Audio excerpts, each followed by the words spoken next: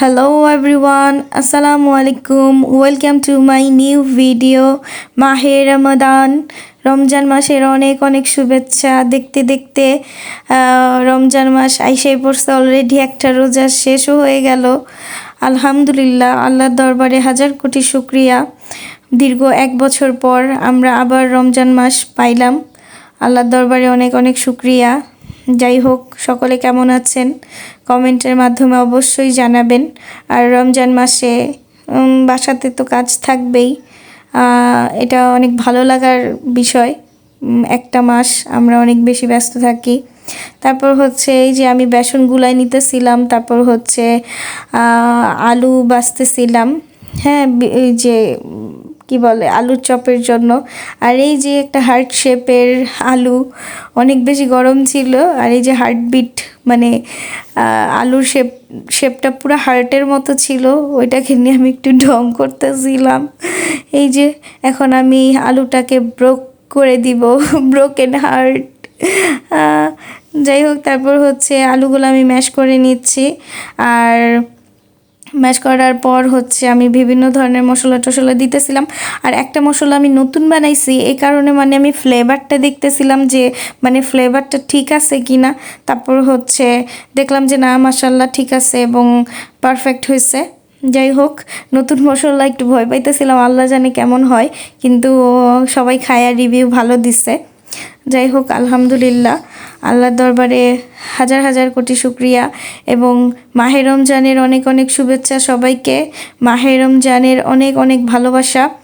এবং এই যে এখানে হচ্ছে বেগুনির জন্য আমি লবণ আর হচ্ছে শুধু মরিচের গুঁড়া দিয়ে মেখে রাখছি। আর আমি এখন হাতটা ধুয়ে নিতেছি, কারণ আমার হাতটা এত পরিমাণে জলে, মানে আমার হাতের চামড়া অনেক বেশি পাতলা।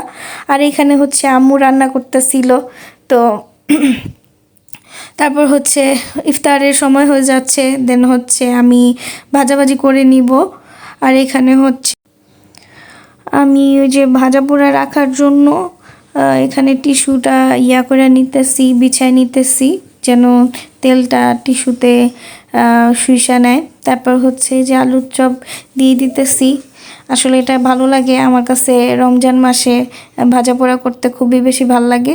আর চুলার হিটটা এত বেশি বাড়ানো ছিল যে মানে প্রথমবার যেগুলো দেওয়া হয়েছে ওইগুলো মানে লাইগা গেছিলো, একটু কালো হয়ে গেছে। যাই হোক, ব্যাপার না, এরকম কাজ করতে গেলে এরকম একটু বেশি হয়ে যায়, পুড়ে যায়, এটাই স্বাভাবিক।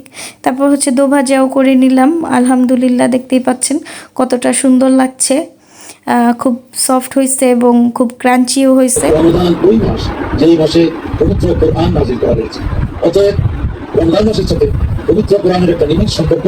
সেজন্য রাসূল পাক সাল্লাল্লাহু আলাইহি ওয়াসাল্লাম বেশি পরিমাণে তেলাওয়াত করতে চলুন।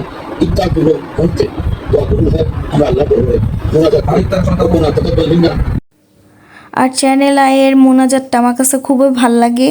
তারপর হচ্ছে কাফেলা, তারপর হচ্ছে কেক আপার রেসিপি, এগুলো না দেখলে মনে হয় না যে আসলে রমজান মাস আসছে।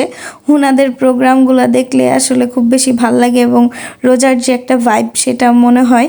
যাই হোক, তারপর হচ্ছে ইফতারের সময় হয়ে গেছে, আমরা ইফতার করে নিচ্ছি। আলহামদুলিল্লাহ, আল্লাহর দরবারে শুকরিয়া, মাশাআল্লাহ।